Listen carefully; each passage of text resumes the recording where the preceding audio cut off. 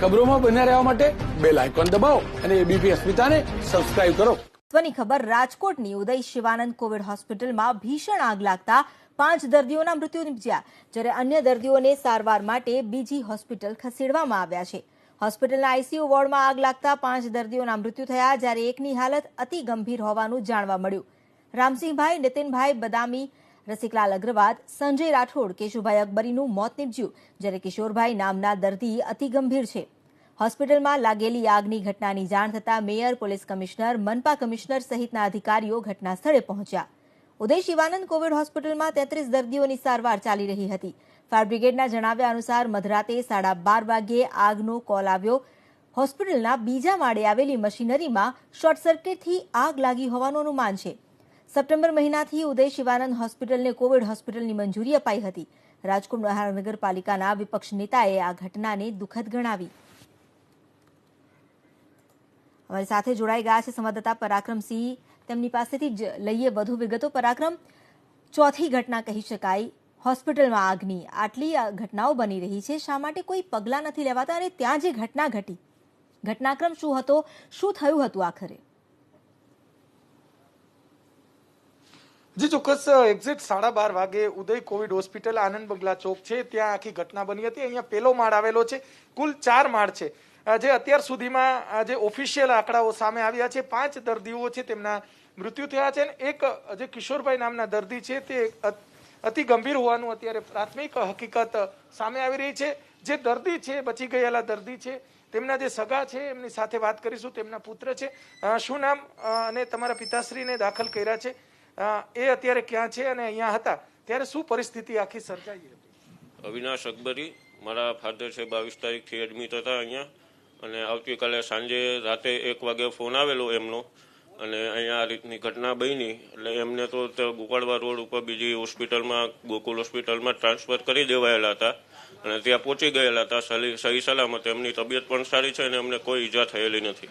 કઈ રીતે બચી ગયા? કેમ કે આઈસીયુ વોર્ડમાં, જે તેઓ જનરલ વોર્ડમાં હતા, આઈસીયુ વોર્ડમાં આગ લાગી હતી. કઈ ઘટનાક્રમની ટેલિફોનિક કોઈ વાતચીત થઈ? નહીં, એ કોઈ વાત નથી થઈ, પણ એ લોકોને સહી સલામત સ્ટાફ દ્વારા બહાર કાઢી લેવામાં આવ્યા હતા.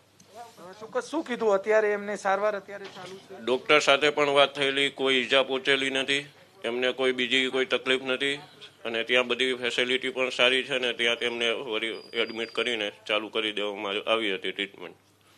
ચોક્કસ, જે દર્દીના સગા આપણી સાથે હતા, જે 5 દર્દીઓ છે તેમના મૃત્યુ થયા છે. સીધા દ્રશ્યો આપણે રાજકોટની ઉદય કોવિડ હોસ્પિટલ છે ત્યાંના બતાવવાનો પ્રયાસ કરીશું. પ્રથમ માળ છે, ત્યાં આખી ઘટનાક્રમ બની હતી.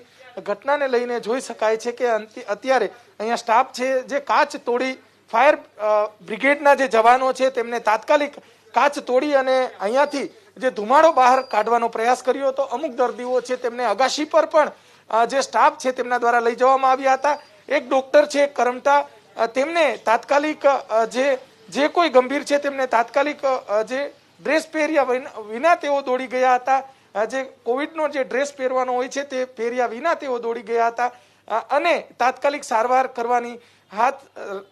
હાથ ધરી હતી. તમામ જે અધિકારીઓ છે તે પહોંચ્યા હતા. રાજકોટના જે મહાનગરપાલિકાના કમિશનર ઉદિત અગ્રવાલ, મેયર બીનાબેન આચાર્ય, જે રાજકોટ શહેર ભાજપના પ્રમુખ છે કમલેશ મીરાણી, વિરોધ પક્ષના નેતા છે તેઓ પણ, જે વસરામ સાગઠિયા છે તેઓ પણ પહોંચ્યા હતા. સાથે સાથે પોલીસ કમિશનર અને અન્ય અધિકારીઓ છે. પોલીસ કમિશનરે તાત્કાલિક તપાસના આદેશ આપ્યા છે. એફએસએલ પણ અહીંયા કરવામાં આવશે. સીધા દ્રશ્યો આપણે રાજકોટની કોવિડ હોસ્પિટલની અંદર ખૂબ જ દુઃખદ ઘટના બની છે. એક તરફ કોરોનાની મહામારીને લઈને સતત કેસો વધી રહ્યા છે, બીજી તરફ આ રીતની જે 5 દર્દીઓ છે તેમના મૃત્યુ થતા તેમના પરિવારજનો છે તેમને પર મોટી આફત આવી પડી છે. પરંતુ કહી શકાય કે તાત્કાલિક તપાસ થવી જોઈએ. વારંવાર આ કેટલા લોકોના કહી શકાય કે રાજ્યના અલગ અલગ શહેરો છે તેની અંદર વારંવાર આવી ઘટનાઓ બનતી હોય છે. જે તંત્ર શું કરે છે, મહાનગરપાલિકાઓ શું કરે છે, તે સૌથી મોટો પ્રશ્ન છે. અને લોકોમાં પણ આ જ ચર્ચાનો વિષય છે કે વારંવાર આવા જે દર્દીઓ છે, જે કહી શકાય કે જે સારવાર લેતા હોય છે અને આવી ઘટનાઓ બનતી હોય છે. તાત્કાલિક આગ પ્રસરી ગઈ હતી, કયા કારણે આગ લાગી છે, અને જે કારણોથી આગ લાગતી હોય, ઓક્સિજનનું કારણ હોય કે બીજા કોઈ ટેકનિકલ કારણ હોય, તાત્કાલિક આવા જે ખામીઓ છે તે તાત્કાલિક દૂર કરી અને કાર્યવાહી કરવી જોઈએ અને આડેધડ હોસ્પિટલોને મંજૂરી પણ ન આપવી જોઈએ. રાજકોટની અંદર અનેક એવી ખાનગી હોસ્પિટલો છે તેમને આડેધડ મંજૂરી આપવામાં આવી છે, તે પણ એક મોટો સવાલ છે. તાત્કાલિક જે અધિકારીઓ છે, જિલ્લા વહીવટી તંત્રના, જિલ્લા કલેક્ટર, મહાનગરપાલિકા કમિશનર, પોલીસ કમિશનર સહિતના અધિકારીઓ દ્વારા તપાસના આદેશ આપવામાં આવ્યા છે. ઝીણવટભરી તપાસ થવી જોઈએ તેવી રાજકોટવાસીઓ અને સૌરાષ્ટ્રવાસીઓની માંગ